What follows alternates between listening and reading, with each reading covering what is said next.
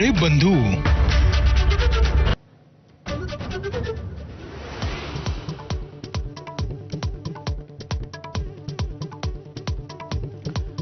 $70,000 कोटींच्या सुनावणीचा निकाल अजून लागलेला नाही. सिंचन घोटाळ्याबाबत भाजपचा अजित पवारांना धमकीवजा इशारा, तर भाजपच्या खुल्या आव्हानावर मौन साधत अजित पवारांची सावध भूमिका. अजित पवारांच्या पक्षाला सावरकरांचे विचार मान्य करावेच लागतील. आशिष शेलारांनी ठणकावलं, तर अजितदादांनी सावरकरांच्या विचारांना विरोध करण्याचं कारण नाही. फडणवीसांचं वक्तव्य, तर अजित पवारांची चुप्पी.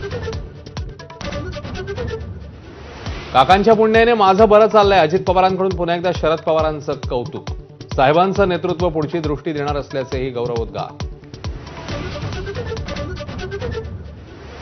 कार्यकर्त्यांचा उत्साह पाहून लातूरमधून विलासरावांच्या आठवणी नक्की पुसल्या जातील. वादग्रस्त वक्तव्यानंतर रवींद्र चव्हाणांकडून दिलगिरी, तर मनावर कोरलेलं पुसता येत नाही. रितेश देशमुखांचं मार्मिक प्रत्युत्तर.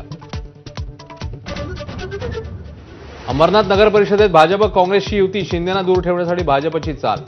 अभद्र युती म्हणत शिंदेंच्या शिवसेनेकडून टीका.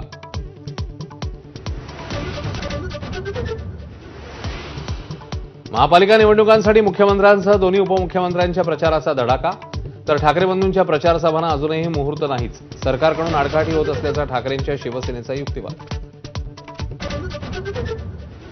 लगदगत्या बांगलादेशात आणखी एका हिंदूची हत्या. आतापर्यंत 6 हिंदूंचा हत्याकांड. अल्पसंख्याक समाजामध्ये दहशतीचं वातावरण.